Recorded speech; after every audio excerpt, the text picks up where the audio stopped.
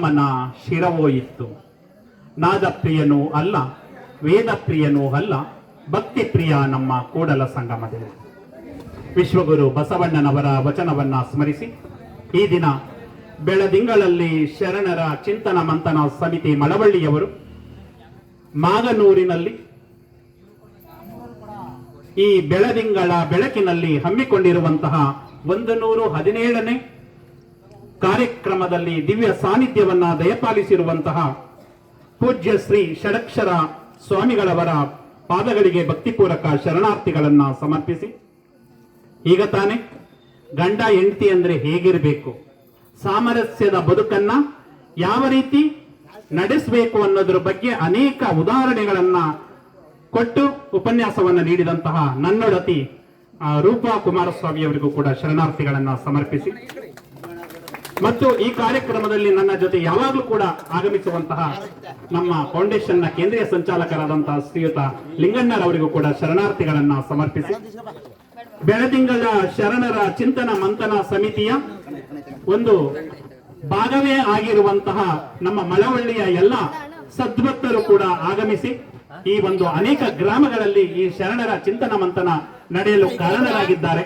ಆ ಬೆಳದಿಂಗಳ ಶರಣರ ಚಿಂತನ ಮಂಥನ ಸಮಿತಿಯ ಎಲ್ಲ ಸದ್ಭಕ್ತರಿಗೆ ಶರಣಾರ್ಥಿಗಳನ್ನ ಸಮರ್ಪಿಸಿ, ಮತ್ತು ಈ ಕಾರ್ಯಕ್ರಮ ಮಾಗನೂರಿನಲ್ಲಿ ಮುಗಿಲು ಮುಟ್ಟುವ ರೀತಿ ಒಂದು ಸಂತೋಷವಾಗಿ ಭಕ್ತಿಪೂರ್ವಕವಾಗಿ ಕಾರ್ಯಕ್ರಮವನ್ನ ಆಯೋಜನೆ ಮಾಡಿ ಆ ಕಾರ್ಯಕ್ರಮದಲ್ಲಿ ಆಸೀನರಾಗಿರುವಂತಹ ಮಾಗನೂರಿನ ಎಲ್ಲ ಗ್ರಾಮದ ಬಂಧುಗಳಿಗೆ ನಾನು ಭಕ್ತಿಪೂರ್ವಕ ಶರಣಾರ್ಥಿಗಳನ್ನ ಸಮರ್ಪಿಸುತ್ತೇನೆ.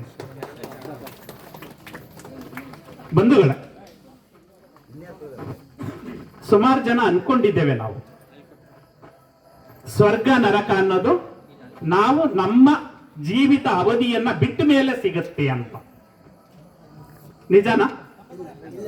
ಅಂದ್ರೆ ನಾವು ನಮ್ಮ ಆಯಸ್ ಮುಗಿದ ಮೇಲೆ ನಾವು ಮೇಲಕ್ಕೆ ಹೋಗ್ತೀವಲ್ಲ, ಆಗ ಒಳ್ಳೆ ಕೆಲಸ ಮಾಡಿದ್ರೆ ಸ್ವರ್ಗ, ಕೆಟ್ಟ ಕೆಲಸ ಮಾಡಿದ್ರೆ ನರಕ.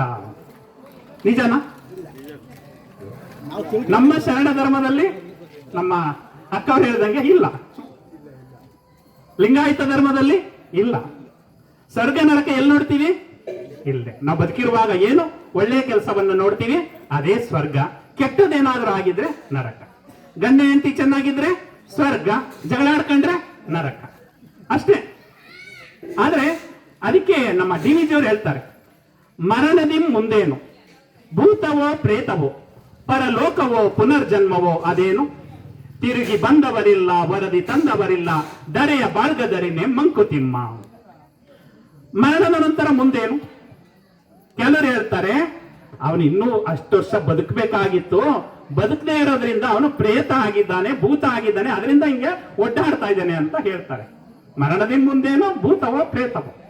ಇನ್ ಕೆಲವರು ಹೇಳ್ತಾರೆ ತುಂಬಾ ವಯಸ್ಸನ್ನ ದಾಟಿ ಅವನು ಮರಣವನ್ನ ಹೊಂದಿದ್ರೆ, ಒಳ್ಳೆ ಕೆಲಸ ಮಾಡಿದಿದ್ರೆ ಸ್ವರ್ಗಕ್ಕೆ ಹೋಗ್ತಾನೆ, ಕೆಟ್ಟ ಕೆಲಸ ಮಾಡಿದ್ರೆ ನರಕಕ್ಕೆ ಹೋಗ್ತಾನೆ ಅಂತಾರೆ. ಆದ್ರೆ ಮುಂದುವರೆದು ಹೇಳ್ತಾರೆ, ತಿರುಗಿ ಬಂದವರಿಲ್ಲ ವರದಿ ತಂದವರಿಲ್ಲ. ನಾವು ಎಷ್ಟು ಜನ ಕಳ್ಕೊಂಡಿದೀವಿ. ನಮ್ಮ ಸಂಬಂಧಿಕರಾಗ್ಬೋದು, ನಿಮ್ಮ ಸಂಬಂಧಿಕರಾಗ್ಬೋದು, ನಮ್ಮ ಬಂಧು ಬಾಂಧವರಾಗ್ಬೋದು, ಗ್ರಾಮಸ್ಥರಾಗ್ಬೋದು, ಅನೇಕ ಜನರನ್ನ ಕಳ್ಕೊಂಡಿದ್ದೀವಿ. ಯಾರಾದ್ರೂ ತಿರುಗಿ ಬಂದು ಕಂದ ನಾನು ಸ್ವರ್ಗದಲ್ಲಿದ್ದೀನಿ ಅಂತನೋ, ಕಂದ ನಾನು ನರಕದಲ್ಲಿದ್ದೀನಿ ಅಂತಾನೋ ಯಾರಾದ್ರೂ ಹೇಳಿದಾರ? ತಿರುಗಿ ಬಂದವರಿಲ್ಲ ವರದಿ ತಂದವರಿಲ್ಲ, ದರೆಯ ಬಾಳ್ಗದರಿನೇ ಮಂಕುತಿಮ್ಮ. ಈ ದರೆಯಲ್ಲಿ, ಈ ಭೂಮಿಯಲ್ಲಿ ಅರಿತು ಬಾಳಿದರೆ ಅದೇ ಸ್ವರ್ಗ. ಗಂಡ ಹೆಂಡತಿ ಅನನ್ಯವಾಗಿ ಜೀವನವನ್ನ ನಡೆಸ್ಕೊಂಡು ಹೋದ್ರೆ ಅದೇ ಸ್ವರ್ಗ. ಮನೆಯಲ್ಲಿರುವಂತಹ ತಂದೆ ತಾಯಿ ಮಕ್ಕಳು ಎಲ್ಲರೂ ಕೂಡ ಅನನ್ಯವಾಗಿ ನಡ್ಕೊಂಡು ಹೋದ್ರೆ ಅದೇ ಸ್ವರ್ಗ. ಇವತ್ತು ಒಂದು ಅವಿಭಕ್ತ ಕುಟುಂಬದ ಮನೆಗೆ ಹೋಗಿದ್ದ, ನಮ್ಮ ಮಾಸ್ಟರ್ ಮನೆಗೆ. ಶಿವಮಲ್ಲಪ್ಪ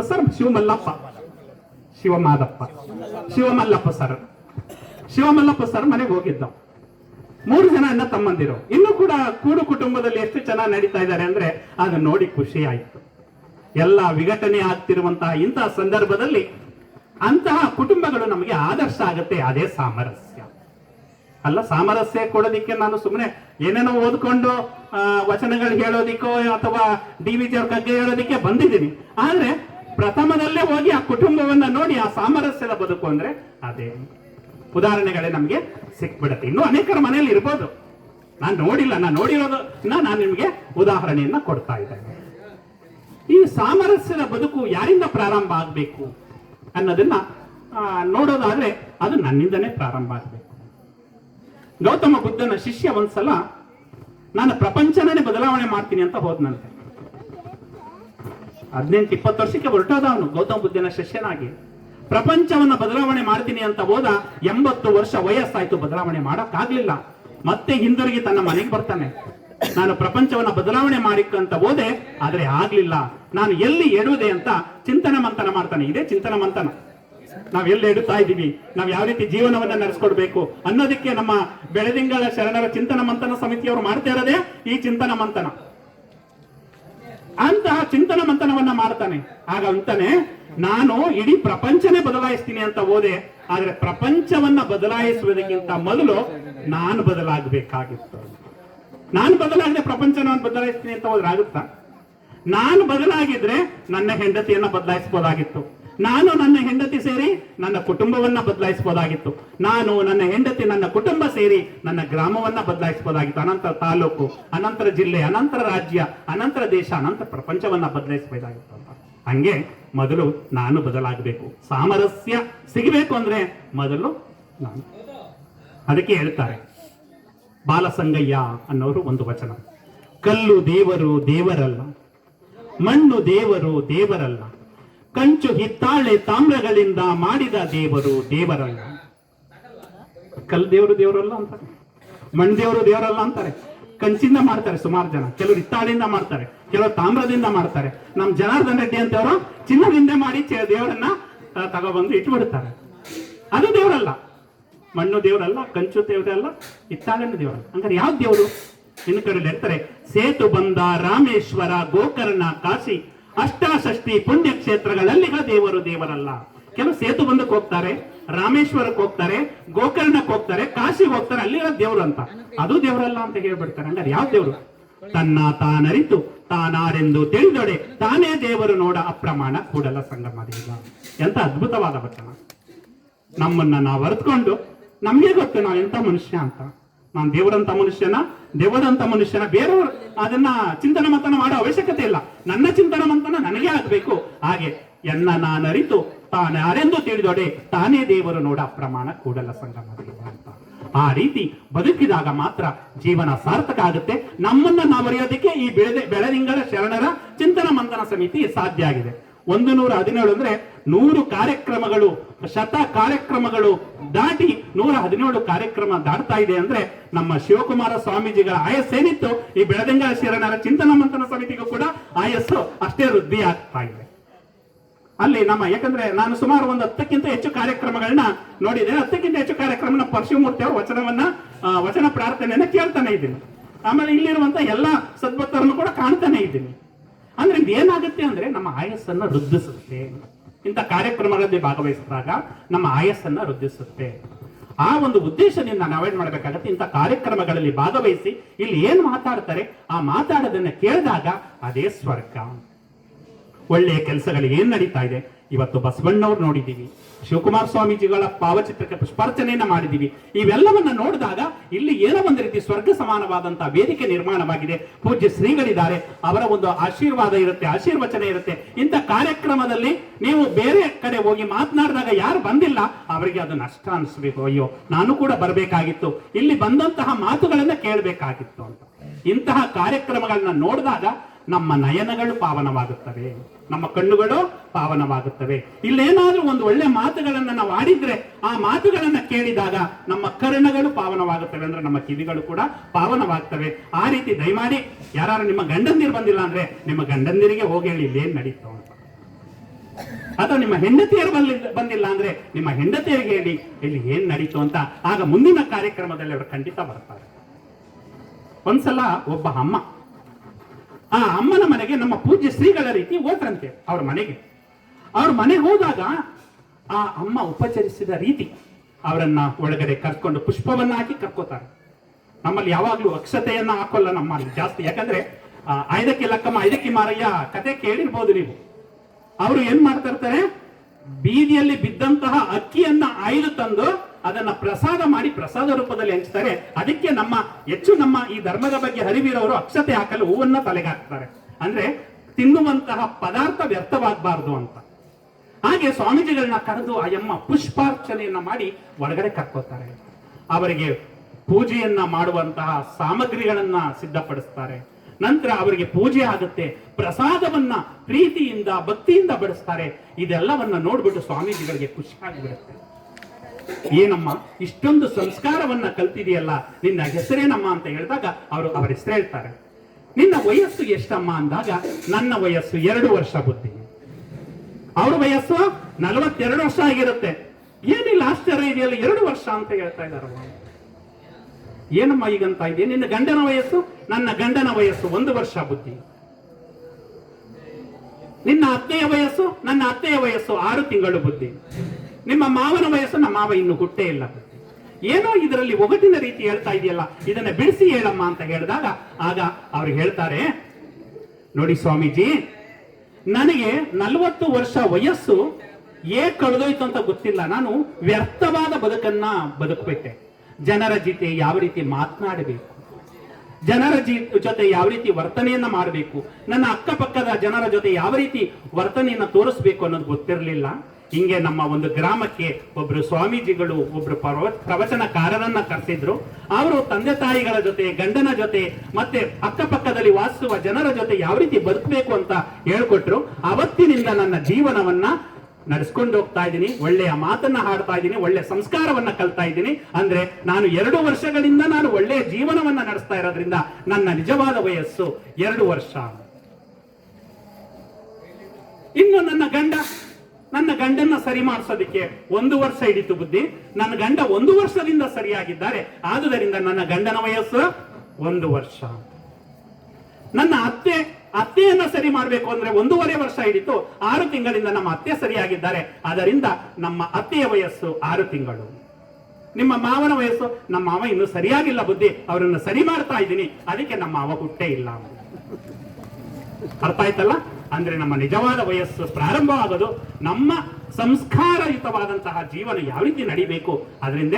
ಅದಕ್ಕೆ ನಮ್ಮ ಬೆಳದಿಂಗಳ ಶರಣರ ಚಿಂತನ ಮಂಥನ ಸಮಿತಿ ಇದೆಯಲ್ಲ, ಅವರು ಬಸವೇಶ್ವರ ಪತ್ತಿನ ಸಹಕಾರ ಬ್ಯಾಂಕ್ನವರು ಮೊದಲು ಸ್ಥಾವರವಾಗಿದ್ರು. ಅಂದ್ರೆ ಅಲ್ಲೇ ಸುಮಾರು 100 ಕಾರ್ಯಕ್ರಮಗಳು ನಡೀತು. ಈಗ ಜಂಗಮಮುಖಿಯಾಗಿದ್ದಾರೆ.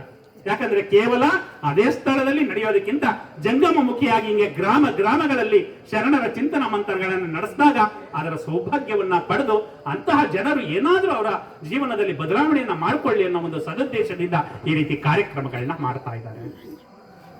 ಬಂಧುಗಳೇ, ಇಲ್ಲಿ ಸಾಮರಸ್ಯದ ಬದುಕು ಅಂದ್ರೆ ಹೇಗಿರ್ಬೇಕು ಅಂದ್ರೆ, ನಮ್ಮನ್ನ ನಾವು ಅರಿಯುವ ರೀತಿಯಲ್ಲಿ ವಚನ ಸಾಹಿತ್ಯ ತುಂಬಾ ಮಹತ್ವವಾದ ಪಾತ್ರವನ್ನ ವಹಿಸುತ್ತೆ. ಯಾವ ರೀತಿ ಅಂದ್ರೆ, ವಚನಗಳು ಅಂದ್ರೆ ಮೊದಲು 12ನೇ ಶತಮಾನಕ್ಕಿಂತ ಮೊದಲು ಈ ರೀತಿ ಮಹಿಳೆಯರು ಬಂದು ಈ ರೀತಿ ಪಬ್ಲಿಕ್ ಅಲ್ಲಿ ಕೂತ್ಕೊಳ್ಳೋ ಅವಕಾಶ ಇರಲಿಲ್ಲ. ಯಾವ ರೀತಿ ಅಂದ್ರೆ, ಅವರು ಕೇವಲ ಅಡಿಗೆ ಮಾಡೋದಿಕ್ ಮಾತ್ರ ಮೀಸಲು. ಅಡಿಗೆಯನ್ನ ಬಿಟ್ಟು ಇನ್ನು ಪುರುಷರು ಏನ್ ಮಾಡ್ತಾ ಇರ್ತಾರೆ, ಶೋಷಣೆಯನ್ನ ಮಾಡ್ತಾ ಇರ್ತಾರೆ ಆ ಸಂದರ್ಭದಲ್ಲಿ. ಅಂದ್ರೆ ಆ ರೀತಿ ಇರುತ್ತೆ. ಆ ಸಂದರ್ಭದಲ್ಲಿ ಉದಯಿಸಿದವರೇ 12ನೇ ಶತಮಾನದಲ್ಲಿ ನಮ್ಮ ವಿಶ್ವಗುರು ಬಸವಣ್ಣವರು. ಇವತ್ತು ಕರ್ನಾಟಕದ ಸಾಂಸ್ಕೃತಿಕ ನಾಯಕ ಅಂತ ಘೋಷಣೆ ಮಾಡಬೇಕಾದ್ರೆ ಬಸವಣ್ಣನವರು ತೆಗೆದುಕೊಂಡಂತಹ ಒಂದು ಹೋರಾಟದ ಬದುಕು, ಅವರು ರಚಿಸಿದಂತಹ ವಚನ ಸಾಹಿತ್ಯ. ನಾವೆಲ್ಲ ಏನ್ ಮಾಡಿರ್ತೀವಿ, ಸಮಾಜದಲ್ಲಿ ಹೋರಾಡ್ತೀವಿ, ಅಥವಾ ಇನ್ನೆಲ್ಲೋ ಒಂದು ಪಾರ್ಟಿಯಲ್ಲಿ ಹೋರಾಡ್ತೀವಿ, ಆದ್ರೆ ಮನೆಯಲ್ಲಿ ಹೋರಾಡ್ತೀವ? ಮನೆಯಲ್ಲಿ ಹೋರಾಡಲ್ಲ.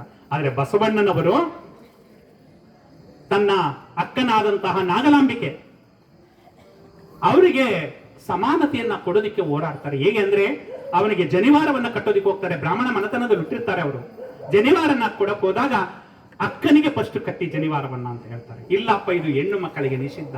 ಹಂಗಾರೆ ಅಕ್ಕನಿಗಿಲ್ಲದ ಜನಿವಾರ ನನಗೇ ತಕ್ಕೆ ಅಂತ ಅವರು ಜನಿವಾರವನ್ನ ಬಿಸಿಟ್ಟು ಅವರು ಮನೆಯನ್ನೇ ಬಿಟ್ಟು ಹೊರಟೋಗ್ತಾರೆ ಚಿಕ್ಕ ವಯಸ್ಸಿನಲ್ಲಿ.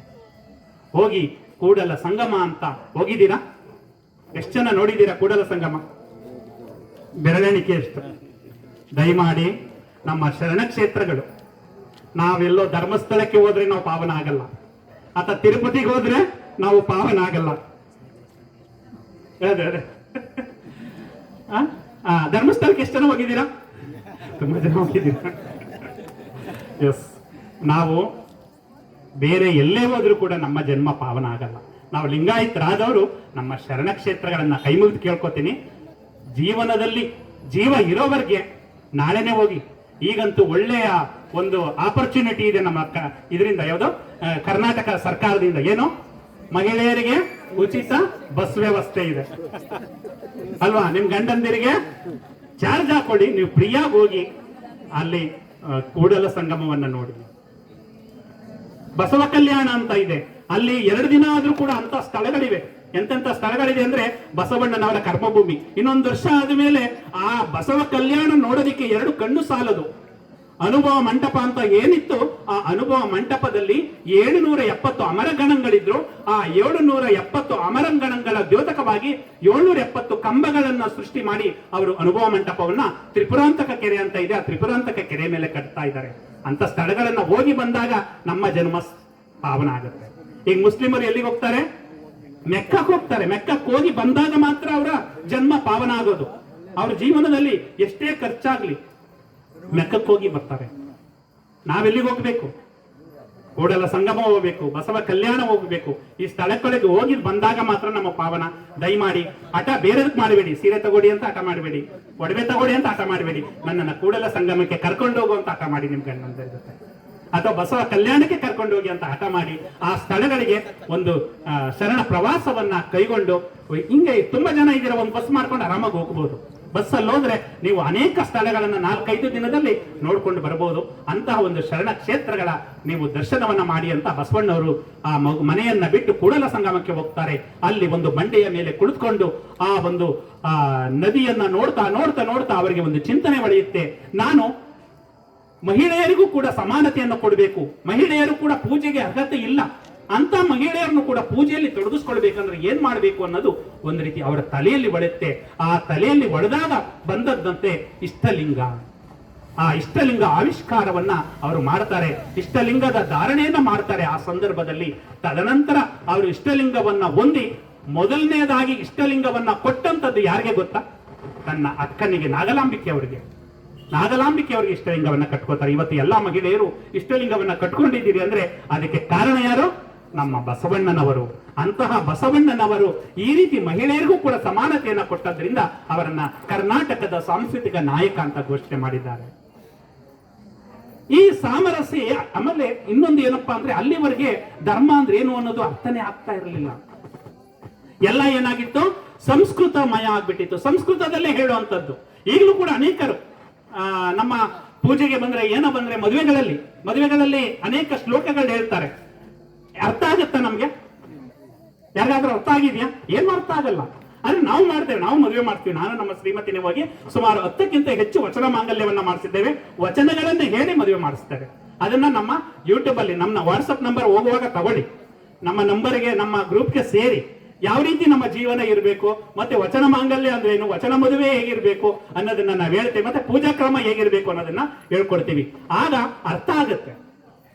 ಸುಲಭವಾಗಿ ನೀವು ಕೂಡ ವಚನವನ್ನ ಹೇಳಿಕೊಂಡು ಇಷ್ಟಲಿಂಗ ಪೂಜೆಯನ್ನ ಮಾಡಿದಾಗ ಆಗ ನಿಮ್ಮಲ್ಲಿ ಆಗುವಂತ ಬದಲಾವಣೆಯನ್ನ ನೋಡಿ.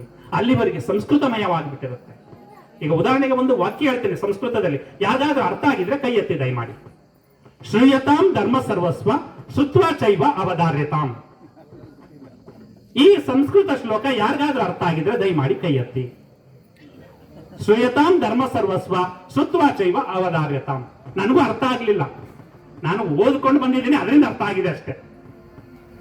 ಏನಂದ್ರೆ ಇದು ಸಂಸ್ಕೃತದ ಅರ್ಥ ಏನು ಅಂತ ಅರ್ಥ ಆಗ್ಲಿಲ್ಲ ನಿಮ್ಗೆ. ನಾನು ಶ್ಲೋಕನ ಹೇಳ್ಕೊಂಡು ಹೋದ್ರೆ ನಿಮ್ಗೇನು ಅರ್ಥ ಆಗುತ್ತೆ? ಈ ಶ್ಲೋಕದ ಅರ್ಥ ಏನು ಅಂದ್ರೆ ಧರ್ಮ ಸರ್ವಸ್ವವನ್ನ ಕೇಳಿ ಹೃದಯ ಬಿಟ್ಟು ಆಚರಿಸುವಂತ. ಈಗ ನಾನೊಂದು ವಚನವನ್ನ ಹೇಳ್ತೀನಿ, ಕೇಳಿಸ್ಕೊಳ್ಳಿ. ದಯವಿಲ್ಲದ ಧರ್ಮವಾದ್ಯಾವುದಯ್ಯ, ದಯವೇ ಬೇಕು ಸಕಲ ಪ್ರಾಣಿಗಳೆಲ್ಲರಲ್ಲಿ, ದಯವೇ ಧರ್ಮದ ಮೂಲವಯ್ಯ, ಕೂಡಲ ಸಂಗಯ್ಯ ನಂತಲ್ಲ ದೊಲ್ಲನಯ್ಯ. ಈ ವಚನ ಯಾರಿಗೆ ಅರ್ಥ ಆಗ್ಲಿಲ್ಲ ಕೈ ಎತ್ತಿ ನೋಡೋಣ. ಅರ್ಥ ಆಯ್ತಾ? ದಯವಿಲ್ಲದ ಧರ್ಮ ಯಾವುದು ಅಂದ್ರೆ ಪ್ರತಿಯೊಂದರಲ್ಲೂ ಕೂಡ ದಯೆ ಇರುವಂತದ್ದೇ ಧರ್ಮ ಅನ್ನೋದು ಬಸವಣ್ಣವರು ಆ ರೀತಿ ಸಂಸ್ಕೃತ ಭೂಯಿಷ್ಠವಾಗಿದ್ದಂತಹ ಸಾಹಿತ್ಯವನ್ನ ಏನಂತ ಮಾಡಿದ್ರು, ಜನಸಾಮಾನ್ಯರ ಭಾಷೆಯಲ್ಲಿ ಸಾಹಿತ್ಯವನ್ನ ರಚಿಸಿ ಅದರಲ್ಲೇ ಏನ್ ಮಾಡಿದ್ರು, ಪೂಜೆ ಮಾಡೋದನ್ನ ಕಲಿಸ್ಕೊಟ್ರು. ಅಂತಹ ಜನಸಾಮಾನ್ಯರು ಆಡುವಂತಹ ಭಾಷೆಯಲ್ಲಿ ವಚನವನ್ನ ರಚಿಸೋದ್ರಿಂದ 12ನೇ ಶತಮಾನ ಈಗ 21ನೇ ಶತಮಾನ. ಎಷ್ಟು ವರ್ಷಗಳು ಕಳೀತು? 900 ವರ್ಷಗಳು. 900 ವರ್ಷಗಳಾದ್ರೂ ಕೂಡ ಜನರ ಬಾಯಲ್ಲಿ ನಲ್ದಾಡ್ತಾ ಇದೆ. ಸಂಸ್ಕೃತ ನಲ್ದಾಡ್ತಾ ಇದೆಯಾ? ವಚನ ಸಾಹಿತ್ಯ ನಲ್ದಾಡ್ತಾ ಇದೆ. ಮೊನ್ನೆ ಸೋಲಿಗರ ಕಾಲೋನಿ ಅಂತ ಗುರುಗಳೇ, ನಮ್ಮ ಮೈಸೂರಿಂದ ಒಂದು 16 ಕಿಲೋಮೀಟರ್ ಇದೆ. ಎಲ್ಲ ಸೋಲಿಗರು ಅಂದ್ರೆ ಗೊತ್ತಲ್ಲ, ಕಾಡು ಕುರುಬ್ರು ಅಂತ ಹೇಳ್ತಾರೆ ಅವರನ್ನ, ಜೇನು ಕುರುಬ್ರು ಅಂತ. ಅಲ್ಲಿ ಇರುವಂತವ್ರು. ಅಲ್ಲಿಗೆ ಕಳೆದ ವರ್ಷ ಹೋಗಿ ನಾನು ಆ ಮಕ್ಕಳಿಗೆ ಒಂದು ಸ್ವಲ್ಪ ಬುಕ್ ಅನ್ನ ಕೊಟ್ಟು, ಬ್ಯಾಗ್ ಅನ್ನ ಕೊಟ್ಟು, ಅವ್ರಿಗೆ ನೆಕ್ಸ್ಟ್ ಇಯರ್ ಬರ್ಬೇಕಾದ್ರೆ, ಮುಂದಿನ ವರ್ಷ ಬರ್ಬೇಕಾದ್ರೆ ನೀವು ಒಬ್ಬೊಬ್ರು ಕೂಡ 2 ವಚನಗಳನ್ನ ಕಲ್ತಿರ್ಬೇಕು ಅಂತ ಹೇಳಿ ಬಂದಿದ್ದೆ. ಮುಂದಿನ ವರ್ಷ ನೀವು ಕಲ್ತಿದ್ರೆ ಮಾತ್ರ ನಿಮಗೆ ಬಂದು ನಾನು ಯೂನಿಫಾರ್ಮ್ ಉಚಿತವಾಗಿ ಸಮವಸ್ತ್ರವನ್ನ ಕೊಡ್ತೇನೆ ಅಂತ ಹೇಳಿದ್ದೆ. ಈ ವರ್ಷ ಹೋಗೋವರೆಗೆ ಒಂದೊಂದು ಮಗು ಕೂಡ 5 ವಚನ, 6 ವಚನ, 7 ವಚನ ಸೋಲಿಗರ ಮಕ್ಕಳು ಹೇಳಿದ್ರು. ಎಷ್ಟೊಂದು ಖುಷಿ ಆಯ್ತು ಅಂದ್ರೆ, ಯಾಕೆಂದ್ರೆ ಅದು ಅರ್ಥವಾಗುವಂತಹ ಭಾಷೆ. ಅದಕ್ಕೆ ಹೇಳ್ತಾರೆ, ಎಮ್ಮ ವಚನದೊಂದು ಪಾರಾಯಣಕ್ಕೆ ವ್ಯಾಸನದೊಂದು ಪುರಾಣ ಸಮಬಾರದಯ್ಯ. ಎಮ್ಮ ವಚನದ 108 ಅಧ್ಯಯನಕ್ಕೆ ಶತರುದ್ರಿಯೆಯಾಗ ಸಮಬಾರದಯ್ಯ. ಎಮ್ಮ ವಚನದ ಸಾಸಿರ ಪಾರಾಯಣಕ್ಕೆ ಗಾಯತ್ರಿ ಲಕ್ಷ ಜಪ ಸಮಬಾರದಯ್ಯ ಕಪಿಲ ಸಿದ್ಧ ಮಲ್ಲಿಕಾರ್ಜುನ. ಅಂದ್ರೆ ನೀವು ಒಂದು ವಚನವನ್ನ ಹೇಳಿದ್ರೆ ಯಾದಕ್ ಸಮ? ವ್ಯಾಸನ ಮಹಾಭಾರತನು ಕೂಡ ಸಮ ಬರದಿಲ್ಲ ಅಂತ ಹೇಳ್ತಾರೆ. ವ್ಯಾಸ ಮಹಾಭಾರತವನ್ನ ಬರೆದಿದ್ದಾರೆ. ಮಹಾಭಾರತ ಗೊತ್ತಲ್ಲ ನಿಮ್ಗೆ? ಕೌರವರು, ಪಾಂಡವರು, ಆ ರೀತಿ ಈ ರೀತಿ ಅಂತ ಎಲ್ಲ ನೀವು ಎಲ್ಲ ನಾಟಕದಲ್ಲಿ ಮತ್ತೆ ಎಲ್ಲ ಕೇಳಿದ್ದೀರಾ. ಆದ್ರೆ ನೀವು ಒಂದು ವಚನವನ್ನ ನಿಮ್ಮ ಮನೆಯಲ್ಲಿ ದೇವರ ಗುಡಿಯಲ್ಲಿ ಕುಳಿತುಕೊಂಡು ಒಂದು ವಚನವನ್ನ ಪಠನ ಮಾಡಿದ್ರೆ ವ್ಯಾಸನ ಮಹಾಭಾರತನು ಕೂಡ ಸಮ ಬರದಿಲ್ಲ ಅಂತ ಹೇಳ್ತಾರೆ. ಇನ್ನು ಮುಂದೆ ಹೋಗಿ ಎಷ್ಟು ವಚನ ಕಲಿತೀರಾ? ಎಮ್ಮ ವಚನದ 108 ಅಧ್ಯಯನಕ್ಕೆ 108 ವಚನಗಳನ್ನ ಅಧ್ಯಯನ ಮಾಡಿದ್ರೆ ಶತರುದ್ರಿಯಯಾಗ ಸಮಬಾರದಯ್ಯ. ರುದ್ರಯಾಗ ಅಂತ ಕರೀತಾರೆ. ನಮ್ಮ ಶಿಕ್ಷಕರೆಲ್ಲರಿಗೂ ಮತ್ತೆ ನಮ್ಮ ಇವ್ರಿಗೆಲ್ಲ ಗೊತ್ತು. ಒಂದು ಮೊದಲ ರಾಜ ಮಹಾರಾಜರೆಲ್ಲ ಏನ್ ಮಾಡ್ತಾ ಇದ್ರು? ರುದ್ರಯಾಗವನ್ನ ಮಾಡ್ತಾ ಇದ್ರಂತೆ. ಒಂದು ರುದ್ರಯಾಗ ಮಾಡ್ಬೇಕಂದ್ರೆ ವರ್ಷಾನುಗಟ್ಟಲೆ ತಗೋತಾ ಇತ್ತಂತೆ. ಆನೆ, ಒಂಟೆ, ಕುದುರೆಗಳನ್ನ ಬಲಿ ಕೊಡ್ತಾ ಇದ್ರಂತೆ. ಆ ರೀತಿ ನೀವು 108 ವಚನಗಳನ್ನ ಕಲ್ತ್ರೆ 100 ರುದ್ರಯಾಗಗಳು ಕೂಡ ಸಮ ಬರೋದಿಲ್ಲ 108 ವಚನಗಳಿಗೆ. ನೋಡಿ, 108 ವಚನ ಒಂದೇ ದಿನದ ಕಲಿಬಹುದು, ಎಷ್ಟೊಂದು ಸರಳವಾಗಿದೆ. ಕೊನೆಗೆ ಹೇಳ್ತಾರೆ, ಎಮ್ಮ ವಚನದ ಸಾಸಿರ ಪಾರಾಯಣಕ್ಕೆ ಗಾಯತ್ರಿ ಲಕ್ಷ ಜಪ ಸಮಬಾರದಯ್ಯ. ನೀವು 1000 ವಚನ, ಇನ್ನು ಮುಂದೆ ಹೋಗಿ 1000 ವಚನಗಳನ್ನ ಕಲ್ತು ಬಿಟ್ರೆ ಗಾಯತ್ರಿ ಲಕ್ಷ ಜಪ ಸಮಬಾರದ. ಈಗಲೂ ಕೂಡ ಅನೇಕ ಜನ ಏನ್ ಮಾಡ್ತಾರೆ? ಗಾಯತ್ರಿ ಮಂತ್ರವನ್ನ ಪಠನ ಮಾಡ್ತೀರಾ, ಶಕ್ತಿ ಮಂತ್ರ ಅಂತ. ಓಂ ಭೂರ್ಭುವಃ ಸ್ವಃ ತತ್ಸವಿತುರ್ವರೆಣ್ಯಂ ಭರ್ಗೋ ದೇವಸ್ಯ ಧೀಮಹಿ ಧಿಯೋ ಯೋ ನಃ ಪ್ರಚೋದಯಾತ್ ಅನ್ನುವ ಗಾಯತ್ರಿ ಮಂತ್ರವನ್ನ ಪಠನ ಮಾಡ್ತೀರಾ. ಆದ್ರೆ ನೀವು 1000 ವಚನಗಳನ್ನ ಅಧ್ಯಯನ ಮಾಡಿದ್ರೆ 1,00,000 ಗಾಯತ್ರಿ ಮಂತ್ರವನ್ನ ಮೀರಿಸುತ್ತೆ. ಆ ರೀತಿ ವಚನಗಳಲ್ಲಿ ಆ ರೀತಿ ಶಕ್ತಿ ಇದೆ. ನೀವು ಬೆಳಿಗ್ಗೆ ಎದ್ದ ತಕ್ಷಣ ಒಂದು ವಚನವನ್ನ ಹೇಳ್ತೀರಲ್ಲ, ನನ್ನ ಜೊತೆ ಒಂದು ಧ್ವನಿ ಕೊಡ್ತೀರಾ? ಸುಮಾರು ಜನ ವಚನ ಹೇಳಿದಿರೋ ಹೇಳಿಲ್ವೋ ಗೊತ್ತಿಲ್ಲ. ಆದ್ರೆ ಇವತ್ತು ಮಾಗನೂರಲ್ಲಿ ಸ್ವರ್ಗವನ್ನ ಕಾಣ್ತಾ ಇದ್ದೀನಿ ಅಂದ್ರೆ ನೀವೆಲ್ಲ ನನ್ನ ಜೊತೆ 1-2 ವಚನಗಳನ್ನ ಹೇಳ್ಬೇಕು. ಹೇಳ್ತೀರಲ್ಲ? ಬೆಳಿಗ್ಗೆ ಎದ್ದ ತಕ್ಷಣ, ಹಾಸಿಗೆಯಿಂದ ಎದ್ದ ತಕ್ಷಣ ಕಣ್ಣು ಬಿಡ್ತೀರಾ. ಕಣ್ಣು ಬಿಟ್ಟಾಗ ನಿಮ್ಮ ಮುಂದೆ ಬಸವಣ್ಣವರು ಏನೋ ಇರ್ತಾರಲ್ಲ, ಅವ್ರನ್ನ ನೋಡ್ಕೊಂಡು ಒಂದೇ ಒಂದು ವಚನ, ಎನ್ನ ವಾಮಕ್ಷೇಮ. ನೋಡಿ, ನನ್ನ ಧ್ವನಿ ಇಲ್ಲ, ನಾನೊಬ್ಬನೇ, ನೀವು ಎಷ್ಟು ಜನ ಇದ್ದೀರಾ? ಎಷ್ಟು ಧ್ವನಿ ಬರಬೇಕು? ಎನ್ನ ವಾಮಕ್ಷೇಮ ನಿಮ್ಮದಯ್ಯ, ಎನ್ನ ಹಾನಿ ವೃದ್ಧಿ ನಿಮ್ಮದಯ್ಯ, ಎನ್ನ ಮಾನಾಪಮಾನವು ನಿಮ್ಮದಯ್ಯ, ಬಳ್ಳಿಗೆ ಕಾಯಿ ದಿಮ್ಮಿತ್ತೆ ಕೂಡಲ ಸಂಗಮ ದೇವ. ನಿಜ ತಾನೆ? ಬೆಳಿಗ್ಗೆಯಿಂದ ಹಾಸಿಗೆಯಿಂದ ಎದ್ದ ತಕ್ಷಣ ಎನ್ನ ವಾಮಕ್ಷೇಮ ನಿಂದು, ಎನ್ನ ಹಾನಿವೃದ್ಧಿ ನಿಂದು, ಎನ್ನ ಮಾನಾಪಮಾನವು ನಿಮ್ಮದು, ಬಳ್ಳಿಗೆ ಕಾಯಿ ದಿಮ್ಮಿತ್ತೆ ಕೂಡಲ ಸಂಗಮದ. ಯಾಕಂದ್ರೆ ಜೀವನದಲ್ಲಿ ಏನ್ ನಡೀತಾ ಗೊತ್ತಿಲ್ಲ. ನಾವು ಒಳ್ಳೆ ಕೆಲಸ ಮಾಡ್ತಾ ಇದ್ರು ಕೂಡ ಕೆಲವರು ಬೈತಾರೆ, ಅದೆಲ್ಲ ನಿಂದೆ ಕಣಪ್ಪ ಅಂತ ಅಂದ್ಕೊಂಡ್ಬಿಟ್ಟು ನಾವು ಹಾಸಿಗೆಯಿಂದ ಎದ್ದಾಗ ಆ ದಿನ ಏನಾಗುತ್ತೆ? ತುಂಬಾ ಸುಸೂತ್ರವಾಗಿ ನಡೆಯುತ್ತೆ. ಸುಮಾರು ಜನ ಕಳ್ಕೊಂಡಿದೀವಿ ಅಲ್ಲ, ನಮ್ಮ ವಯಸ್ಸಿನವರು ಸುಮಾರು ಜನ ತೀರೋಗ್ಬಿಟ್ಟಿದ್ದಾರೆ. ಈ ಕೋವಿಡ್ ಬಂದಾಗಂತೂ ನನ್ನ ವಯಸ್ಸಿನವ್ರು ನನ್ನ ಪಕ್ಕದಲ್ಲಿ ಕೆಲಸವನ್ನ ಮಾಡ್ತಾ ಇದ್ರು, ನನ್ನ ಪಕ್ಕದಲ್ಲಿ ಡ್ಯೂಟಿ ಮಾಡ್ತಾ ಇದ್ರು, ಸುಮಾರು ಜನ ಡೆತ್ ಆಗ್ಬಿಟ್ರು. ನಾನು ಉಳಿದಿದ್ದೀನಿ ಅಂದ್ರೆ ಎಲ್ಲ ಅವನ ಕರುಣೆ. ನನ್ನ ಮಾನ ಅಪಮಾನ, ಎನ್ನ ವಾಮಕ್ಷೇಮ ಎಲ್ಲ ನಿನ್ನದೇ ಅಂದ್ಬಿಟ್ಟು ಹಾಸಿಗೆಯಿಂದ ಹೇಳಿ. ಭಯ ಪಡಬೇಡಿ. ಭಯಪಟ್ಟೆ ಕೋವಿಡ್ ನಿಂದ ತೀರೋಗಿರೋದು ಸುಮಾರು ಜನ. ಅಯ್ಯೋ, ನಾನು ಇನ್ನೂ ಬದುಕಬೇಕು, ಏನಾಗುತ್ತೋ ಏನೂ ಆಗಲ್ಲ. ನಾವ್ ಎಷ್ಟು ವರ್ಷ ಬದುಕಬೇಕೋ ಅಷ್ಟು ವರ್ಷ ಆ ಪರಶಿವ ಏನ್ ಮಾಡ್ತಾನೆ? ಸೇರಿಸ್ತಾನೆ. ಅಲ್ಲಿವರೆಗೆ ನಾವೇನ್ ಮಾಡ್ಬೇಕು? ಆ ಪರಶಿವನ ಮೇಲೆ ಭಾರ ಹಾಕಿ ಯಾವತ್ ಎಡು ಬಿದ್ದು ಸತ್ತೋಗ್ಬಿಟ್ಟಿದ್ದಾರೆ. ತುಂಬಾ ಜನ ಅಂತಾರೆ. ಈಗ ನಿನ್ನೆ ನಮ್ಮ ಶಿಕ್ಷಕರೊಬ್ರು, ಅವರ ಮಗ ಮೆಟ್ಟಿಲನ್ನು ಹಿಡಿತಾ ಇದ್ದಾನೆ. ಮೆಟ್ಟಿಲು ಇಳಿಯುವಾಗ ಇನ್ನೊಂದು ಮೆಟ್ಟಿಲಿತ್ತಂತೆ, ಜಾರು ಬಿದ್ದುಬಿಟ್ಟು ಆ ಜಾಯಿಂಟೇ ಹೊರಟೋಗ್ಬಿಟ್ಟಿದೆ. 4 ತಿಂಗಳು ಬೆಡ್ ರೆಸ್ಟ್ ಹೇಳಿದ್ದಾರೆ ಅಲ್ವಾ. ಅಪಘಾತ ಅನ್ನೋದು ಅದೆಲ್ಲ ಆಗೋಂಥದನ್ನ ಯಾರು ಕೂಡ ತಪ್ಪಿಸೋಕ್ಕಾಗೋದಿಲ್ಲ. ಅದಕ್ಕೇನ್ ಬೇಕು? ನಮ್ಗೆ ಧೈರ್ಯ ಬೇಕು. ಆ ಧೈರ್ಯ ಇದ್ರೆ, ಆತ್ಮವಿಶ್ವಾಸ ಇದ್ರೆ, ನಾವು ಕೋವಿಡ್ ಬಂದ್ರು ಕೂಡ ಉಳ್ಕೊಂಡಿದೀವಿ ಅಂದ್ರೆ ನಿಮ್ಮೆಲ್ಲರಿಗೂ ಆತ್ಮಸ್ಥೈರ್ಯ ಇದೆ. ಅಂತಹ ವಚನಗಳನ್ನ ನೀವು ಅಧ್ಯಯನವನ್ನ ಮಾಡಿ ಅದರ ಜೀವನದಲ್ಲಿ ಅಳವಡಿಸಿಕೊಂಡಾಗ ಆತ್ಮಸ್ಥೈರ್ಯ ಬರುತ್ತೆ. ಅರ್ಥ ಆಯ್ತಲ್ಲ? ಆ ವಚನಗಳನ್ನ ಅಧ್ಯಯನ ಮಾಡ್ತೀರಾ, ಆ ವಚನಗಳನ್ನ ಜೀವನದಲ್ಲಿ ಅಳವಡಿಸ್ಕೋತೀರಾ. ಆ ಜೀವನದಲ್ಲಿ ಅಳವಡಿಸಿಕೊಂಡಾಗ ಮಾತ್ರ ನಮ್ಮ ಜೀವನ ಫಲಪ್ರದವಾಗುತ್ತೆ. ಮತ್ತೆ ಇಷ್ಟಲಿಂಗವನ್ನ ಇಟ್ಕೊಂಡು ಸುಮಾರು ಜನ ಏನು ಹೇಳ್ತೀರೋ ಏನೋ ಗೊತ್ತಿಲ್ಲ, ಬರೀ ನೀರ್ ಹಾಕ್ತೀರಾ ಅಲ್ಲ, ನೀರ್ ಹಾಕ್ತೀರಾ, ನಂತರ ಒಂದ್ ಸ್ವಲ್ಪ ವಿಭೂತಿ ಹಾಕ್ತೀರಾ, ವಿಭೂತಿ ಹಾಕ್ಬಿಟ್ಟು ಗಂಧದ ಕಡ್ಡಿ ತಕೊಂಡು ಕರ್ಪೂರ ತಗೊಂಡು ಪೂಜೆ ಮಾಡ್ತೀರಾ, ಶಿವ ಅಂತ ಇರ್ತೀರಾ. ಪರವಾಗಿಲ್ಲ, ನಿಮ್ಮ ಬಿಟ್ಟಿದ್ದು ಅಲ್ವಾ. ದಂದನ ದತ್ತಣೆ ಎಂದರೆ ಏನು ಅಂತ ಒಂದು ವಚನದಲ್ಲೂ ಕೂಡ ಬಸವಣ್ಣವ್ರು ಹೇಳ್ಬಿಡ್ತಾರೆ. ಭಕ್ತಿ ನಿಮ್ಮ ಬಿಟ್ಟಿದ್ದು. ಆದ್ರೆ ಅದನ್ನ ಹಾಕುವಾಗ ಒಂದು ವಚನ, ಆ ವಚನವನ್ನ ಹೇಳಿಕೊಂಡು ನಾವೇನ್ ಮಾಡ್ಬೇಕಾಗತ್ತೆ? ಅಷ್ಟಲಿಂಗ ಪೂಜೆಯನ್ನ ಮಾಡಬೇಕಾಗತ್ತೆ. ಆ ವಚನಗಳು ಏನೇನು ವಚನಗಳನ್ನ ಹೇಳ್ಬೋದು ಇಷ್ಟಲಿಂಗ ಪೂಜೆ ಮಾಡುವಾಗ ಅಂದಾಗ ನಿಮ್ಗೆ ನಾನು ವಾಟ್ಸಪ್ ಅಲ್ಲಿ ಕಳಿಸ್ಕೊಡ್ತೇನೆ. ಆ ವಚನಗಳನ್ನ ನೀವು ಅಧ್ಯಯನವನ್ನ ಮಾಡಿ ಒಂದು ದಿನದಲ್ಲಿ 10 ವಚನಗಳು ಕಲಿಬಹುದು. ಅಷ್ಟೊಂದು ಸರಳವಾಗಿದೆ ಅದು ವಚನ. ಎಷ್ಟೊಂದು ಮಡಿವಾಳ ಮಾಚಿದೇವರು ಅವರು ಹೇಳ್ತಾರೆ, ಎತ್ತೆತ್ತ ನೋಡಿದಡತ್ತತ್ತ ಬಸವನೆಂಬ ಬಳ್ಳಿ, ಎತ್ತಿ ನೋಡಿದಡೆ ಲಿಂಗವೆಂಬ ಗೊಂಚಲು, ಒತ್ತಿ ಹಿಂಡಿದಡೆ ಭಕ್ತಿ ಎಂಬ ರಸವಯ್ಯ, ಆಯತ ಬಸವಣ್ಣನಿಂದ ಸ್ವಾಯತ ಬಸವಣ್ಣನಿಂದ ಸನ್ನಿಹಿತವು ಬಸವಣ್ಣನಿಂದ, ಅತ್ತ ಬಲ್ಲಡೆ ನೀವು ಕೇಳಿರೆ ಇತ್ತ ಬಲ್ಲಡೆ ನೀವು ಕೇಳಿರೆ, ಬಸವ ಬಸವ ಎಂದು ಮಜ್ಜನ ಕೆರೆಯದವನ ಭಕ್ತಿ ಶೂನ್ಯ ಕಾಣ ಕಲಿದೇವರ ದೇವ. ನಾವು ಇಷ್ಟಲಿಂಗವನ್ನ ಹಿಡ್ಕೊಂಡು ಮಜ್ಜನ ಅಂದ್ರೆ ನೀರನ್ನ ಹಾಕ್ತಾ ಇರ್ಬೇಕಾದ್ರೆ ಏನಂತ ಹೇಳ್ಬೇಕಂತೆ? ಬಸವ ಬಸವ. ನಾವು ಇಷ್ಟಲಿಂಗ ಹಿಡ್ಕೊಂಡು ಬರೀ ಅಷ್ಟೇ ಸಾಕು, ಇನ್ನೇನು ಬೇಡ. ನಾವು ಆ ನೀರನ್ನ ಹಾಕ್ಬೇಕಾದ್ರೆ ಏನಂತ ಹೇಳ್ಬೇಕು? ಬಸವ ಬಸವ ಬಸವ ಬಸವ. ಅಷ್ಟನ್ನ ಹೇಳ್ಕೊಂಡ್ರೆ ಅದೇನೋ ನಮ್ಮ ಏನಾಗುತ್ತೆ? ಭಕ್ತಿ ಇನ್ನೂ ಹೆಚ್ಚಾಗುತ್ತೆ. ಬಸವ ಬಸವ ಎಂಬದವನ ಭಕ್ತಿ ಶೂನ್ಯ ಅಂತ ಹೇಳ್ಬಿಡ್ತಾರೆ. ಯಾರು ಹೇಳಲ್ಲ ಅವರು ಭಕ್ತಿ ಶೂನ್ಯ ಅಂತ ಹೇಳ್ತಾರೆ. ಆದ್ರೆ ಹೇಳೋನ್ ಭಕ್ತಿನೂ ಶೂನ್ಯ. ಹೇಗೆ ಶೂನ್ಯ ಅಂದ್ರೆ ಏನು? ಎರಡರ್ಥ ತಗೋತೀವಿ. ಒಂದು ಶೂನ್ಯ ಅಂದ್ರೆ ಏನೂ ಇಲ್ಲ ಅಂತ, ಇನ್ನೊಂದು ಶೂನ್ಯ ಅಂದ್ರೆ ಪರಿಪೂರ್ಣ ಅಂತ. ಅನುಭವ ಮಂಟಪನೇ ಅದು ತಾನೆ ಶೂನ್ಯ ಸಂಪಾದನೆ ಅಂತ ಹೇಳ್ತೀವಲ್ಲ. ಶೂನ್ಯ ಅಂದ್ರೆ ಒಂದು ಗೊತ್ತಿಲ್ಲ ಅಂತ, ಇನ್ನೊಂದು ಪರಿಪೂರ್ಣ ಆಗಿರೋದಕ್ಕೂ ಕೂಡ ಶೂನ್ಯ ಅಂತ ಹೇಳ್ತಾರೆ. ಆ ರೀತಿ ಬಸವ ಬಸವ ಎಂದು ಮಜ್ಜನ ಕೆರೆಯದವನ ಭಕ್ತಿ ಶೂನ್ಯ ಕಾಣ ಕಲಿದೇವರ ದೇವ ಅಂತ ಹೇಳ್ತಾರೆ. ದಯಮಾಡಿ ಈ ಒಂದು ಇಷ್ಟಲಿಂಗ ಪೂಜೆಯನ್ನ ಮಾಡುವಾಗ ಅದನ್ನ ಇಟ್ಕೊಳ್ಬೇಕು. ನಂತರ ಅದನ್ನ ಇಟ್ಕೊಂಡು ನೀವೇನ್ ಮಾಡಿ, ಎಲ್ಲ ಇಷ್ಟಲಿಂಗ ಇಟ್ಕೊಂಡು ಕಣ್ಣು ಮುಚ್ಚಿಬಿಡ್ತೀರ. ಕಣ್ಣು ಮುಚ್ಚೋದು ನಮ್ಮ ಧರ್ಮ ಅಲ್ಲ.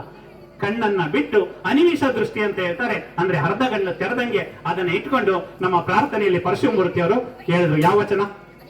ಪರಶುಮೂರ್ತಿಯವರು ಬಿಟ್ಟು ಬೇರೆಯವ್ರು ಹೇಳ್ಬಾರ್ದು, ಬೇರೆಯವ್ರು ಹೇಳ್ಬೇಕು. ಯಾವ ವಚನ ಹೇಳಿದ್ರು ಅವರು? ಮರ್ತು ಬಿಟ್ರ? ಎಸ್, ಜಗದಗಲ್ಲ ಮುಗಿಲಗಲ್ಲ. ಇಷ್ಟಲಿಂಗವನ್ನ ಇಟ್ಕೊಳ್ಳಿ. ಜಗದಗಲ್ಲ ಮುಗಿಲಗಲ್ಲ ಮಿಗೆಯಗಲ್ಲ ನಿಮ್ಮಗಲ್ಲ, ಪಾತಾಳದಿಂದವೇ ಅತ್ತತ್ತ ನಿಮ್ಮ ಶ್ರೀ ಚರಣ, ಬ್ರಹ್ಮಾಂಡದಿಂದವೇ ಅತ್ತತ್ತ ನಿಮ್ಮ ಶ್ರೀ ಮಕುಟ, ಅಗಮ್ಯ ಅಗೋಚರ ಅಪ್ರತಿಮ ಲಿಂಗವೇ ನೀವೆನ್ನ ಕರಸ್ಥಲಕ್ಕೆ ಬಂದು ಚುಳುಕಾದಿರಯ್ಯ. ಈ ಪರಶಿವನನ್ನ ವರ್ಣನೆ ಮಾಡೋದಿಕ್ ಸಾಧ್ಯ ಇಲ್ಲ. ಜಗದಗಲ ಅಂತ ಹೇಳ್ತಾರೆ. ನಾವು ಇಲ್ಲಿ ಬಯಲಲ್ಲಿ ನಿಂತ್ಕೊಂಡು ಈ ಜಗತ್ತನ್ನ, ಈ ಆಕಾಶವನ್ನ ನೋಡಿದ್ರೆ ಎಷ್ಟು ಅಗಲವಾಗಿದೆ.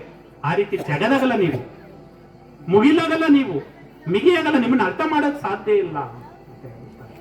ಕೊನೆಗೆ ಪಾತಾಳದಿಂದ ತತ್ತ ನಿಮ್ಮ ಶ್ರೀಚರಣ, ಪಾತಾಳದಷ್ಟು ನಿಮ್ಮ ಚರಣ ಇದೆ, ಬ್ರಹ್ಮಾಂಡದತ್ತ ನಿಮ್ಮ ಮುಕುಟ ಇದೆ.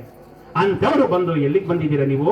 ಎನ್ನ ಕರಸ್ಥಳಕ್ಕೆ ಬಂದು ಚುಳುಕಾದನ ಕರಸ್ಥಳದಲ್ಲಿ ಚಿಕ್ಕವರಾಗಿ ಕಾಣ್ತಾ ಇದ್ದೀರಾ ಅಂತ ಹೇಳ್ತಾರೆ. ಅಂತಹ ಪರಶಿವನನ್ನ ದೇಹದ ಮೇಲೆ ಒತ್ತುಕೊಂಡು ತಿರುಗುವಂತಹ ಧರ್ಮ ಯಾವ್ದಾದ್ರು ಇದೆಯಂದ್ರೆ ಅವನೋ ಲಿಂಗಾಯತರು ಮಾತ್ರ.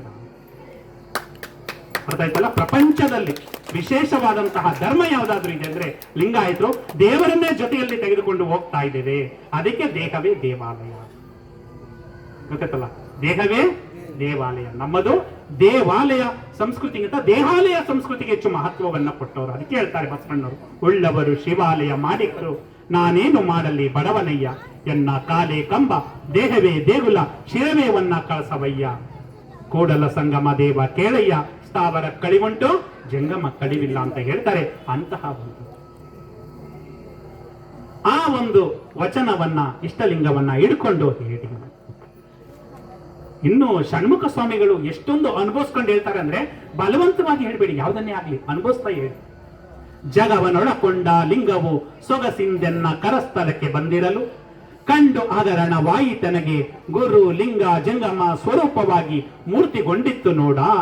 ಆಹಾ ಎನ್ನ ಪುಣ್ಯವೇ, ಆಹಾ ಎನ್ನ ಭಾಗ್ಯವೇ, ಆಹಾ ಅಖಂಡೇಶ್ವರ ನಿಮ್ಮ ಘನವ ಕಂಡು ಮನಕ್ಕೆ ಮಂಗಲವಾಯಿತು ನೋಡ.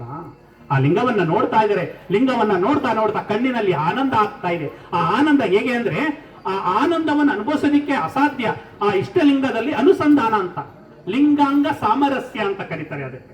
ಇಲ್ಲಿ ಸಾಮರಸ್ಯದ ಬದುಕು ಅಂತಾರಲ್ಲ, ಹಾಗೆ ಸಾಮರಸ್ಯದ ಬದುಕದ ಜೊತೆಗೆ ಲಿಂಗಾಂಗ ಸಾಮರಸ್ಯ ಅಂದ್ರೆ ಲಿಂಗವನ್ನ ನೋಡ್ತಾ ಇದೀವಿ. ಯಾವ್ದ್ರಿಂದ ನೋಡ್ತಾ ಇದೀವಿ? ನಮ್ಮ ಕಣ್ಣಿನಿಂದ ನೋಡ್ತಾ ಇದೀವಿ. ಆ ಲಿಂಗವನ್ನ ಕಣ್ಣಿನಿಂದ ನೋಡ್ತಾ ನೋಡ್ತಾ ಆದಾಗ ಲಿಂಗದ ಜೊತೆ ಅಂಗ ಸಾಮರಸ್ಯವನ್ನ ಹೊಂದುವಂಥದ್ದು. ಅಂಗ ಅಂದ್ರೆ ನಮ್ಮ ದೇಹದ ಎಲ್ಲಾ ಭಾಗಗಳು.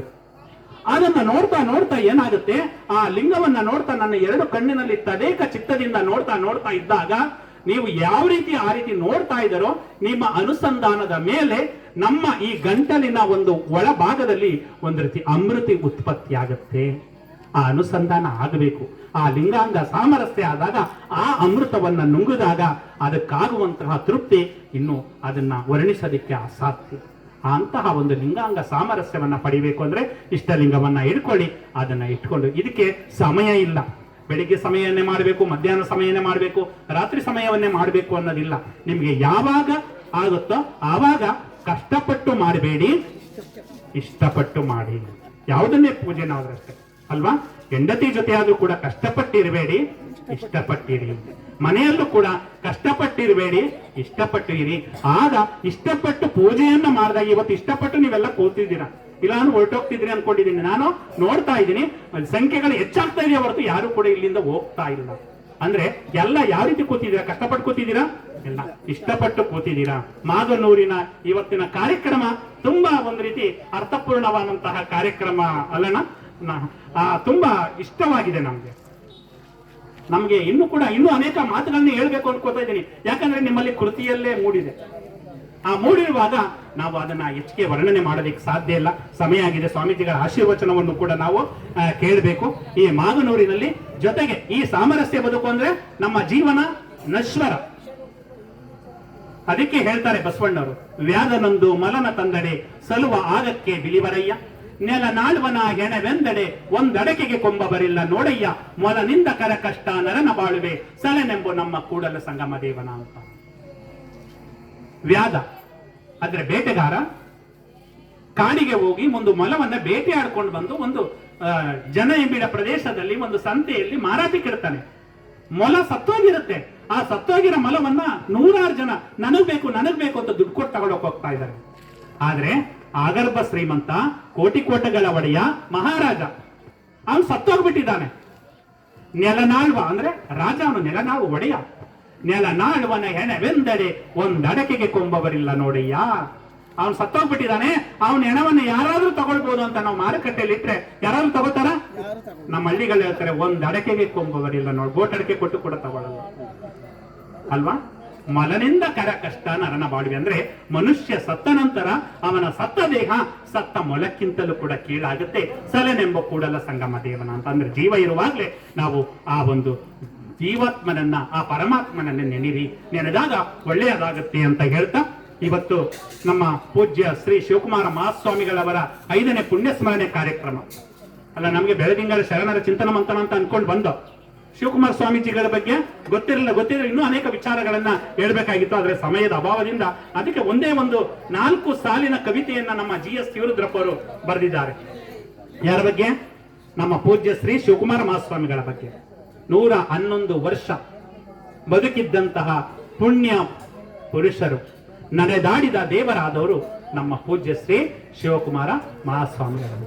ಅದಕ್ಕೆ ಹೇಳ್ತಾರೆ, ಕಾಯಕವೇ ಕೈಲಾಸ ಅಂದರು ಬಸವ, ಅದರಂತೆ ನಡೆದರು ಶಿವಕುಮಾರ ದೈವ ಅಂತ ಹೇಳ್ತಾರೆ. ಎಷ್ಟೊಂದು ಅದ್ಭುತವಾಗಿದೆ, ಅರ್ಥಗರ್ಭಿತವಾಗಿದೆ ಆ ಒಂದು ಸಾಲು. ಅಂತಹ ಶಿವಕುಮಾರ ಮಹಾಸ್ವಾಮಿಗಳ ಬಗ್ಗೆ ನಮ್ಮ ರಾಷ್ಟ್ರಕವಿ GS ಶಿವರುದ್ರಪ್ಪರು ಹೇಳ್ತಾರೆ, ಸದ್ದು ಗದ್ದಲವಿರದ ಸಾಧನೆ ಇಲ್ಲಿ ಗದ್ದಿಗೆ ಏರಿದೆ. ಯಾವುದೇ ಸದ್ದಿಲ್ಲ, ಗದ್ದಲ ಇಲ್ಲ. ಅಂತಹ ಒಂದು ಸಾಧನೆ ಇಲ್ಲಿ ಗದ್ದಿಗೆಯನ್ನೇರಿದೆ, ಪೀಠವನ್ನ ಏರಿದೆ. ಕಾಯಕವೇ ಕೈಲಾಸ ಎನ್ನುವ ಮಾತು ಕೃತಿಯಳು ಮೂಡಿದೆ. ಕಾಯಕವೇ ಕೈಲಾಸ ಅನ್ನೋ ಒಂದು ಮಾತು ಅಂದ್ರೆ ಯಾವಾಗಲೂ ಕಾಯಕವೇ ಕೈಲಾಸ ಅನ್ಕೊಂಡಿದ್ದಾರೆ. ಆ ಮಠಕ್ಕೆ ಅಷ್ಟೊಂದು ಭಕ್ತರು ಎಲ್ಲೂ ಕೂಡ ಇಲ್ಲ. ಯಾವ ರೀತಿ ಅಂದ್ರೆ, ಒಂದು ಸಲ ಲಾರಿ ಹೋಗ್ತಾ ಇತ್ತಂತೆ ಚೆಕ್ ಪೋಸ್ಟ್ ಅಲ್ಲಿ ಹಿಡಿದುಕೊಟ್ರು. ಏನು ಆ ಲಾರಿಯಲ್ಲಿ ಅಕ್ಕಿ ಮೂಟೆ ಪೂರ್ತಿ ಒಂದು 200-250 ಮೂಟೆ ಅಕ್ಕಿ ಮೂಟೆ ತುಂಬಿಕೊಂಡು ಹೋಗಿದ್ರಂತೆ. ಅದು ಮುಸ್ಲಿಮರು ಸೇರಿದ್ದು. ಚೆಕ್ ಪೋಸ್ಟ್ ಅಲ್ಲಿ ಹಿಡಿದ್ರಲ್ಲ, ಆಗ ಅಲ್ಲಿ ಪಕ್ಕದಲ್ಲಿ ಇದ್ರಂತೆ, ಸಿದ್ಧಗಂಗಾ ಮಠಕ್ಕೆ ಅಂತ ಅಂದ್ಬಿಡು, ಅವ್ರು ಬಿಟ್ಟು ಬಿಡ್ತಾರೆ ಅಂದ್ರೆ.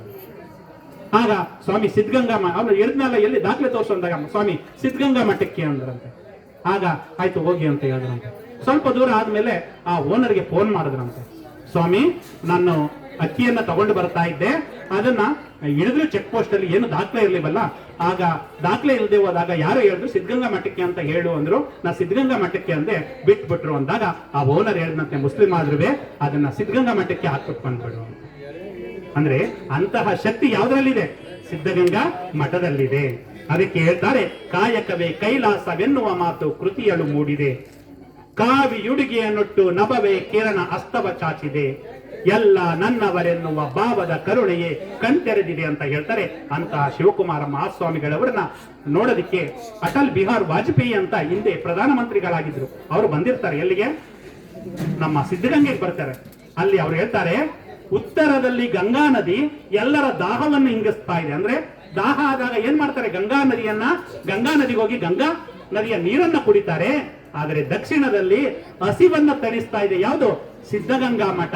ಉತ್ತರದಲ್ಲಿ ಗಂಗಾ, ದಕ್ಷಿಣದಲ್ಲಿ ಸಿದ್ಧಗಂಗಾ ಅಂತ ಕರೀತಾರೆ. ಎಂತಹ ಅದ್ಭುತವಾದ ಅವರ ಕವಿವಾಣಿಯಲ್ಲಿ ಹೇಳುವಂತಹ ಸುಮಾರು 20 ಸಾಲುಗಳ ಕವಿತೆಯನ್ನು ವಾಚನ ಮಾಡ್ತಾರೆ ನಮ್ಮ ಅಟಲ್ ಬಿಹಾರ್ ವಾಜಪೇಯಿ ಅವರು.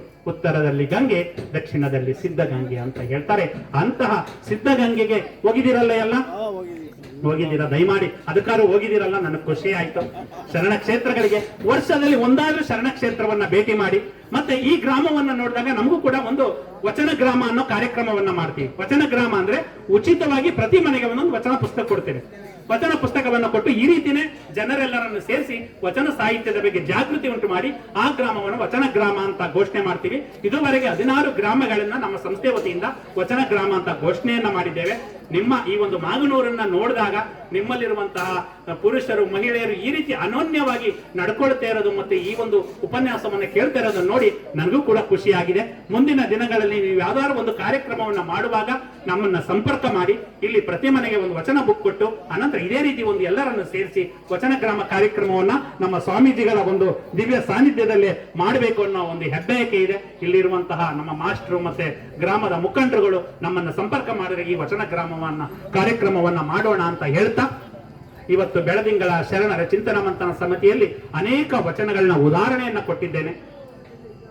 ಆ ಉದಾಹರಣೆ ಕೊಟ್ಟಿರುವಂತಹ ಎಲ್ಲಾ ವಚನಗಳನ್ನ ನಾವು ಜೀವನದಲ್ಲಿ ಅಳವಡಿಸಿಕೊಳ್ಳೋಣ. ಅದಕ್ಕೆ ಹೇಳ್ತಾರೆ, ನರೆ ಕೆನ್ನೆಗೆ ತೆರಗಲ್ಲಕ್ಕೆ ಶರೀರ ಗೂಡು ಹೋಗದ ಮುನ್ನ, ಹಲ್ಲು ಹೋಗಿ ಬೆನ್ನು ಬಾಗಿ ಅನ್ಯರಿಗೆ ಹಂಗಾಗದ ಮುನ್ನ, ಕಾಲ ಮೇಲೆ ಕೈಯ ನೂರಿ ಕೋಲು ಹಿಡಿಯದ ಮುನ್ನ, ಮುಪ್ಪಿಂದೊಪ್ಪ ಒಳಿಯದ ಮುನ್ನ, ಮೃತ್ಯು ಮುಟ್ಟದ ಮುನ್ನ, ಪೂಜಿಸು ಕೂಡಲ ಸಂಗಮ ದೇವನ ಅಂತ ಹೇಳ್ತಾರೆ. ಅಂದ್ರೆ ವಯಸ್ಸಾದ ಮೇಲೆ ಆ ದೇವರನ್ನ, ಆ ಭಗವಂತನನ್ನ 100 ಸಲ ನೆನೆಯೋದಕ್ಕಿಂತ ವಯಸ್ಸಿರುವಾಗ, ಈಗ ಮಕ್ಕಳು ಬಂದಿದ್ದಾರೆ, ತುಂಬಾ ಖುಷಿ ಆಯ್ತು, ಚಿಕ್ಕ ಮಕ್ಕಳು ಬಂದಿದ್ದಾರೆ, ಅನೇಕ ಯುವಕರು ಬಂದಿದ್ದಾರೆ, ಅವರೆಲ್ಲ ಈಗ ನಮ್ಮ ವಯಸ್ಸಿರುವಾಗಲೇ ಕೇವಲ ಆ ಭಗವಂತನನ್ನ 3 ಸಲ ನೆನೆದರೆ ಆ ಭಗವಂತನಿಗೆ ಪ್ರೀತಿ ಆಗುತ್ತೆ ಅಂತ ಹೇಳ್ತಾ, ಅಂತಹ ಭಗವಂತನನ್ನ ನೆನೆಯುವಂತಹ ಒಂದು ಸತ್ಕಾರ್ಯಕ್ಕೆ ಮಾಗನೂರಿನ ಎಲ್ಲ ಗ್ರಾಮಸ್ಥರು ಕೂಡ ಸೇರಿ ಈ ಒಂದು ಕಾರ್ಯಕ್ರಮವನ್ನು ಅರ್ಥಗರ್ಭಿತವಾಗಿ ಮಾಡಿದ್ದೀರಾ. ತಮ್ಮೆಲ್ಲರಿಗೂ ಕೂಡ ಭಕ್ತಿಪೂರ್ವಕ ಶರಣಾರ್ಥಿಗಳನ್ನ ಸಮರ್ಪಿಸಿ, ಮತ್ತು ನಮ್ಮ ಮಲ್ಲೇಶಣ್ಣವರು ಆಕ್ಚುಲಿ ಇವತ್ತು ನನಗೆ ಸಿದ್ಧಗಂಗಾ ಮಠದಲ್ಲೂ ಕೂಡ ಹುಣ್ಣಿಮೆ ಕಾರ್ಯಕ್ರಮವನ್ನು ಈಗ ಒಂದು 5-6 ತಿಂಗಳಿಂದ ಪ್ರಾರಂಭ ಮಾಡಿಬಿಟ್ಟಿದ್ದಾರೆ. ಈ ಕಳೆದ ತಿಂಗಳನ್ನ ನನ್ನ ಕರೆದ್ರು, ಬಟ್ ಕಳೆದ ತಿಂಗಳಲ್ಲಿ ಹುಣ್ಣಿಮೆ ಕಾರ್ಯಕ್ರಮಕ್ಕೆ ಹಿಂಗೆ ಸಂಜೆ ಟೈಮಲ್ಲಿ ಮಾಡ್ತಾರೆ, ಉಪನ್ಯಾಸಕ್ಕೆ ನೀವು ಬರಬೇಕು ಅಂತ ಕರೆದ್ರು. ಬಟ್ ಆ ಟೈಮಲ್ಲಿ ನಮ್ಮ ಒಂದು ಶರಣ ದಿನಚರಿ ಬಿಡುಗಡೆ ಕಾರ್ಯಕ್ರಮ ಇದ್ದದ್ರಿಂದ ಬರಕ್ಕಾಗಲ್ಲ ಅಂತ ಸ್ವಾಮೀಜಿ ನೆಕ್ಸ್ಟ್ ಮುಂದಿನ ತಿಂಗಳು ಬರ್ತೀನಿ ಅಂತ ಹೇಳಿದ್ದೆ. ಬಟ್ ಈ ತಿಂಗಳು ಅಲ್ಲಿ 21ನೇ ತಾರೀಕು ನಮ್ಮ ಶ್ರೀಗಳ ಪುಣ್ಯ ಸ್ಮರಣೆ ಇದ್ದದ್ರಿಂದ ಈ ಹುಣ್ಣಿಮೆ ಕಾರ್ಯಕ್ರಮ ಇರಲಿಲ್ಲ. ನಮ್ಮ ಮಲ್ಲೇಶಣ್ಣವ್ರು ಕೇಳಿದ ತಕ್ಷಣ ಎಲ್ಲಿ ಕರೀತಾರೋ ಅಲ್ಲಿಗೆ ನಾನು ಬರ್ತೇನೆ. ನಮ್ಮನ್ನ ಯಾಕಂದ್ರೆ 10ಕ್ಕಿಂತಲೂ 117ರಲ್ಲಿ 10ಕ್ಕಿಂತ ಹೆಚ್ಚು ಕಾರ್ಯಕ್ರಮದಲ್ಲಿ ನಾವು ಭಾಗವಹಿಸ್ತೀವಿ ಅಂದ್ರೆ ನಮ್ಮ ಈ ಒಂದು ಬೆಳದಿಂಗಳ ಶರಣರ ಚಿಂತನ ಮಂಥನ ಸಮಿತಿ ಮತ್ತು ನಮ್ಮ ನಡೆಯಿರುವಂತಹ ಒಂದು ಭಕ್ತಿ ಬಾಂಧವ್ಯ, ಭಕ್ತಿ ಪ್ರಿಯ ನಮ್ಮ ಕೂಡಲ ಸಂಗಮ ದೇವ ನಂಗೆ ಅವರ ನಮ್ಮ ನಡುವೆ ಮತ್ತು ನಮ್ಮ ನಡುವೆ ಒಂದು ರೀತಿಯ ಭಕ್ತಿಯ ಸಂಬಂಧ ಇದೆ. ಈ ಸಂಬಂಧ ಇನ್ನೂ ಕೂಡ ಹೆಚ್ಚಾಗ್ಲಿ.